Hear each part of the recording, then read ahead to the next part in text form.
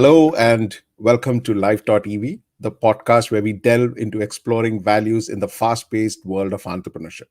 As India stands on the cusp of becoming the world's third largest economy by 27-28 and poised to enter the exclusive club of 5 trillion economies alongside the US and China, we find ourselves in a realm of unprecedented opportunities.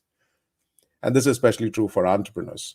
I'm Ajit Panicker, your host, and in my dual role as the head of Nova, an air conditioning business, and Pure Blue, a tech startup in the same sector, I've experienced firsthand the challenges and triumphs of business growth. Every Saturday at 11 a.m., Life.EV will bring to you insightful discussions that revolve around a pivotal question. Can we simultaneously expand our businesses and enrich our lives exploring value creation? Our aim is to spark a meaningful conversation in society, fostering a space where each of us can discover our true purpose. Join us in this journey where we explore not about the mechanics of business growth, but the ethos that drives it. Welcome to Life.EV, Life Exploring Values. And joining me to unravel these exploring these values is Vivek Asrani. Hi Vivek, how are you doing? Hi Ajit, I'm doing well. How are you doing? Great to have you back on another episode. Thanks for having me back. Like a To bad all our penny, you viewers. keep calling me back every time. Yeah, but I must tell you, yeah, I mean, we've got some great reviews after every episode, and I guess that's a big motivation when listeners are engaging with us, sending a message or posting a comment. I think you just get motivated to do it better and better every time. Yeah, it's very gratifying to hear. Thanks. So, to most of our listeners, Vivek is the driving force behind Camo Fastener Company, a trailblazing company in the industrial fastener sector. What sets Vivek apart is his deep engagement with the exploration of values. Now, for close to 4 years, he has dedicatedly penned his reflections on a topic every week. These insightful thoughts are accessible on his website, vivekasrani.com. In today's episode of Life.EV, we're delving into a topic: managing stress. Vivek, your writings pretty much talk a lot about this in a brilliant fashion. Why don't you enlighten our listeners about your insights? So, Ajit, stress really comes, and this has been my experience as well, it really comes from two things: insistence and resistance. When we insist that certain things in life have to be a particular way and a particular way only, and when we resist what is coming in our lives and we push it away, not wanting to accept the fact that this is something I need to deal with, we get really stressed out. I'm just going to read a few lines from my reflection, which I had written on the subject.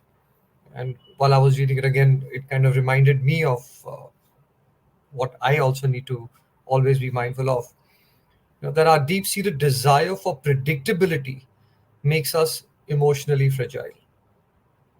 Anything that happens outside our picture perfect image of life becomes the cause for our stress. Our insistence therefore causes stress. And when we are faced with situations thrust upon us which we do not enjoy, then we resist it. And that resistance causes stress. So I think each one of us, and I have learned this the hard way as well, we all have this picture perfect image in our minds, but we have to recognize that life is never going to be exactly the way we want it to. It is going to give us its own share of challenges. So our response to the picture being different than what we wanted can either be stressful or it can be enjoyable. That choice is ours, but stress really comes from that insistence and resistance. You know, Vivek, when you talk about stress, and I guess we all go through it very often. Now, I remember going to doctors at various points of time, anything related to health. They just say, I think it's got to do with stress. And I've heard a lot of my friends also say the same thing. They said it's got to do stress. Now, what happens with this is everyone says that, okay, this is part of our life. You just got to deal with it. You got to live with it. But in a way, what most of us are doing is actually just pushing it under the carpet. what are your take on this? I mean, have you gone through the same phase, and how have you dealt with it? Of course, I've gone through this, Ajit. I think all of us, being as human as we all are, we do get stress, and stress is a very natural. It's a very natural emotion. So even though we understand where it comes from, and we understand that it's not good for us, doesn't therefore mean that it will not come to us. Of course, stress will come to us. We will feel stressed. I think rather than stressing about why we are stressed, one needs to just understand what is the right response when we feel that sudden flurry of fear, anger, or whatever stressful emotion is rising within us. So one is to recognize that the result of whatever we do is a combination of our effort and circumstances. Circumstances are not in our control, therefore the result is really not in our control. The only thing in our control is our effort. And therefore, the first antidote to stress is the knowledge to say that let me apply myself and do the best I can in this situation. Because the outcome is not in my control, but let me not compromise my effort. The second is living with a deep sense of gratitude. When I get stressed about something and I take a step back and I look at the rest of my life, I might suddenly discover that 99 other things are so much in place. And suddenly, that one thing that I'm stressed about diminishes in its intensity, not because the situation has gone away, but because I have given myself a perspective of gratitude that there's so much in place. We don't normally make the connection between gratitude and stress, but that's a deep connection over there. The third thing is just thinking about what's the worst case scenario. And when we mentally play out the worst case and we, digest it and say, all right, if this is what finally may happen, what does it really mean? And very often, the worst case is not as bad as we are imagining it to be. And reality, in fact, turns out to be very different. So, just reconciling with, okay, this could typically happen and preparing ourselves. And the last thing is acceptance of the situation. I think our biggest challenge is that we just don't accept that this is happening to us, and we ask the question, why me? Why am I going through this? It's as simple, if I were to give an analogy. I mean, you are captaining a ship in the ocean. You cannot get stressed if the waters are choppy. If you are in the ocean, though, there are going to be waves. Some waves are going to be easy to navigate, and sometimes they're going to be huge waves. Sometimes the sea is calm and sometimes it's choppy. The answer is not about getting stressed about the sea, but navigating your vessel well. And we have, the steering wheel of our own lives in our hands. So we need to learn how to navigate and accept the fact that there will be challenges and situations in our lives. But the answer to that is the right response rather than a stressful internal upheaval which happens. What about you, Ajit? I mean, when you are faced with situations, do you have some antidote which you have discovered which you might want to share with me as well? No, no, I'll share a life experience, but I'll tell you the bigger challenge is, when you say that the best way is to, all right, look at what is the next step to do. When I am faced with and stress could be both professional as well as personal, right? You have a personal crisis or you have a professional challenge at the workplace. And, I've gone through once where you helped me out, get out of it and see through it. But here's the problem. What do you do in a stress case where you don't know what the solution is, right? You don't know how to fix it, and it's eating you alive. And I'll tell you a similar experience when I had a bad time at work. When things were going out of control, I really had no clue how to fix it, and I didn't know when I'll get into it. And like we see, what is the worst case scenario? If you look at it, it's so scary. And I remember at that one point of time, what I did is I just got out. I couldn't sleep, and I just went for a walk, and it seemed like an endless walk. My ears were getting hot and I just couldn't sit. So I just Mm, went for this long walk. mm, And this mm. walk lasted for about close to 35 kilometers. I didn't Wow. stop walking till I Wow. physically got exhausted. to come back, take a cab back, come home, and just collapse for 2 hours, for almost like a 1.5 day. I just slept through the whole thing. But often we are always challenged with this question, I am stressed Hmm. and I don't know what to do. Hmm. Hmm. How do Hmm. you, I mean, how do you handle these situations when it comes across, managing a stress where you don't know what's the solution, what's the next point to take to, and I don't know how I'm going to get that solution. It happens very often, and in a fast changing world around us, especially when we're dealing with so many dynamics, not only in the workplace and business, but also in our personal lives. Sometimes even I am like, am I making the right decision? And the one thing which is always on my mind is not whether I can do something or not, but am I thinking right? Am I making the right decisions? But let me share with you two different situations which I went through and experiences which were like big experiences for me. And my response to both came from very different spaces internally and worked out really well for me. The first was many years ago, almost, I think about 10, 11, yeah, 10 years ago. We started a factory project and we started construction of a factory. And I started it because my uncle was building a factory, and I said, "Mamu, just take the plot next to yours." And next thing I know, we've leveraged ourselves. We've got the plot.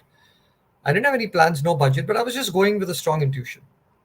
And then he calls me and says, "Listen, we need to start construction." I said, "Listen, I don't need the place right now. I'll construct later on." He said, "No, there is a rule that if we don't construct in 2 years, then government will levy a penalty." So I'm back to the drawing board, raising money, putting up the building. And then I'm sitting with a friend who's an architect, and he says, "Also, make the first floor." And I'm like, "Are you crazy? I don't need so much space, and you're telling me to double it." But he convinced me it was the right thing to do, in one shot, finish everything. And Ajit, before I knew it, literally, I was pretty much committed to that project to a level which I had not imagined, I had not anticipated, I had not even factored in my planning. I had strong cash flows, but I had no budget for this, and I was just going ahead with this project. I was getting pulled into it. But it reached a point where I know the stress just came and hit me. So one night I remember, like, you woke up and went for a long 35-kilometer walk, and I'll share this. I just woke up one night and I sat down, and I think I just cried. Okay, I'm like, what am I doing? Am I doing the right thing? But something within me told me that, look, this seems to be the right thing to do. And I surrendered. Not surrendered with helplessness. I said, you know what, if I've come so far and something has pulled me so far, there is something in the future which I cannot see. Long story short, it just turned out to be one of the best things that happened to us. Pharma companies saw it, they rented it out. We got a fantastic return on our investment. Right through COVID, it helped us with our cash flows and everything.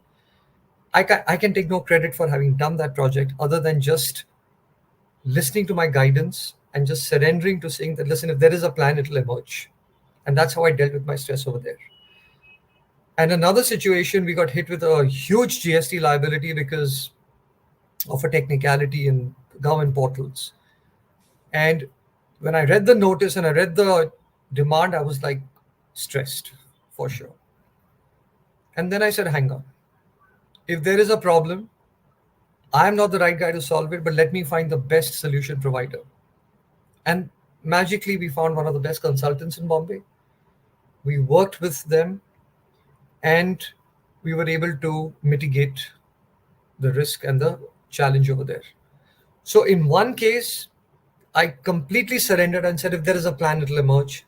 In the other case, I applied myself and said, listen, I'm going to go find someone who's going to be my solution provider.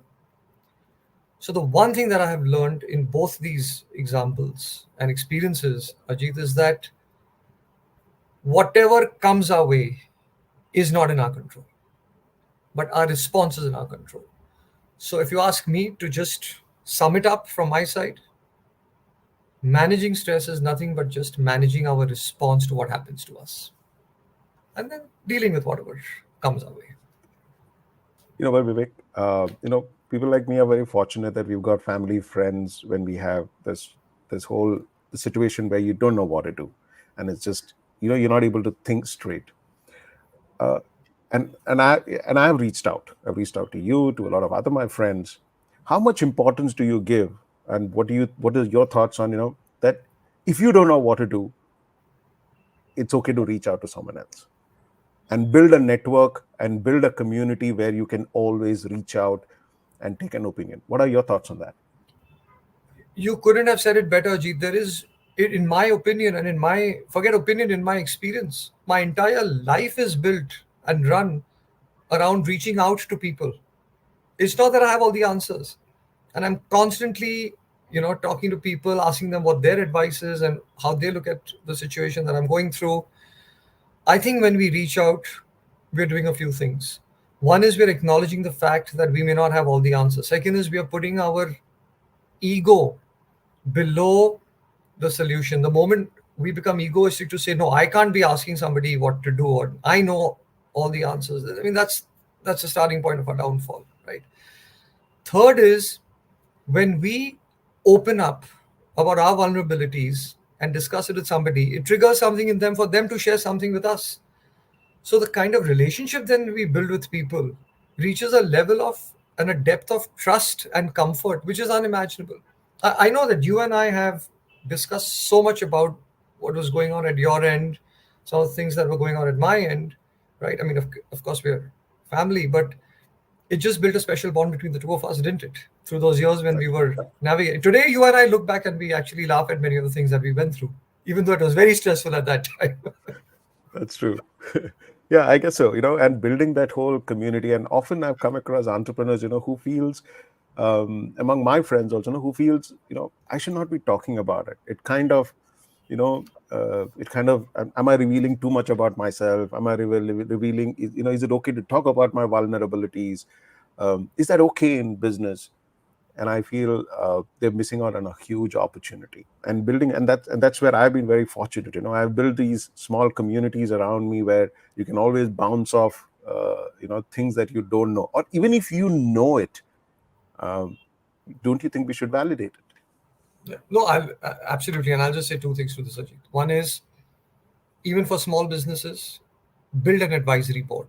That's one of the best decisions you can make for your business, right? And the second is what every person is seeking in their personal and professional capacity is a safe space, somebody they can trust, and somebody whose judgment they trust, right? Two aspects to it.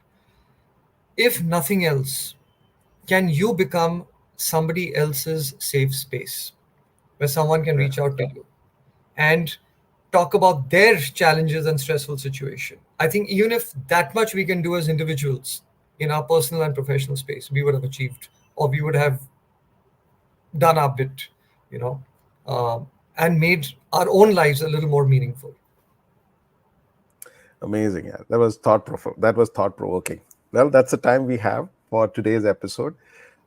That's really a lot of points that you can think about and see about how you can balance between exploring values and business growth. Now, to all our listeners, I encourage you not to keep these ideas to yourself. Share this episode with your friends, colleagues, and family and ask them, what do you think? Spark a conversation and see where it leads. Now, we'd like to hear from you guys. Join the dialogue on our social media platforms. Share your questions, your learnings, and the insights you've gained from this episode. It's through these shared experiences and perspectives that we all grow and learn. So don't hesitate to reach out and contribute to this ongoing conversation, because your voice matters in shaping a world that's ethically driven. Well, that's all for it is today for today. And join us again next week for another enriching episode of Life.EV, where we continue our exploration into the fascinating world of exploring values in our lives. Thanks a lot, Vivek, for these valuable contributions that you keep making every week. And we're looking forward to diving deeper into these critical discussions in our next sessions. So, see you next week, where we'll unravel more insights and perspectives that shape our ethical compass. Thank you for listening, and remember to reach out to your friends and get a conversation going on life exploring values. Thank you. Thanks, Thank you Ajit. very much, Bye. Vivek. Take Thank care. you, guys. Yeah.